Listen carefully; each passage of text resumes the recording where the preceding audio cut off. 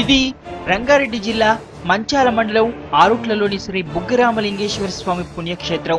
ఇక్కడ శ్రీరాముడు శివారాధన చేశాడని పురాణాల్లో ఉంది. గంగా జలం తూర్పు నుంచి పడమరకు ప్రవహించి కొద్ది దూరం అడవిలోకి వెళ్ళాక కనిపించకుండా పోతుంది.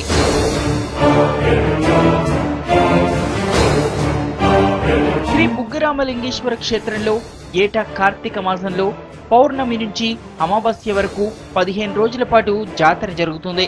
తెలంగాణ జిల్లాల నుంచే కాక రాష్ట్ర నలుమూలల నుంచి భక్తులు తరలి వస్తారు. ఇక్కడి గంగా జలంతో స్నానం చేస్తే అంతా మంచి జరుగుతుందని భక్తులు నమ్ముతారు.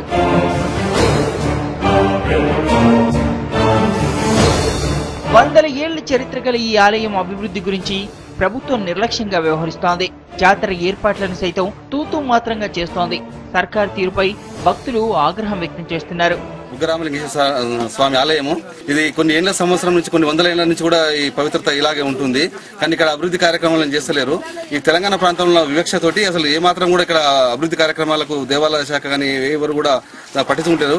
ఈ మధ్య కాలంలో ఈ 2-3 ఏళ్ల సంది ఒక గ్రామ పంచాయతీ కమిటీ అని వేసి దానివల్ల అభివృద్ధి కార్యక్రమాలు కొంతవరకు జరుగుతున్నాయి. ఇవి ఇప్పుడు వచ్చే జనాలకు ఏమాత్రం సరిపోవడం లేదు. కానీ దాదాపు మొత్తం దేవాలయ శాఖ అధిని తీసుకొని కొన్ని చాలా విరివిగా ఏర్పాట్లు చేస్తే ఇంకా ఎంతో డెవలప్ అవుతుంది. ఇక్కడ కాశీ తర్వాత కాశీ అంతటి పుణ్యక్షేత్రం ఇది. జనాలు కొన్ని లక్షలలో వచ్చి ఇక్కడ స్నానాలు ఆచరించడం వాళ్ళ ఆనవాయితీ. కొందరు భక్తుల కోరికలు కూడా తీరుతాయి ఇక్కడ స్నానాలు చేస్తే అనేది వాళ్ళ నమ్మకం.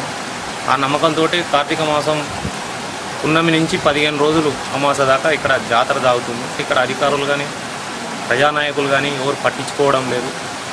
ఇక్కడ భక్తులు కాశీ పోలేని వాళ్ళు కూడా ఇక్కడ వచ్చి కూడా వాళ్ళ కోరికలు తీర్చుకొని వెళ్ళవచ్చు. పన్మడికి వాటర్ ప్రవహించడము, మళ్ళీ అదే వాటర్ తూర్పు పోయి మాయమవడము ఇక్కడ ప్రత్యేకత.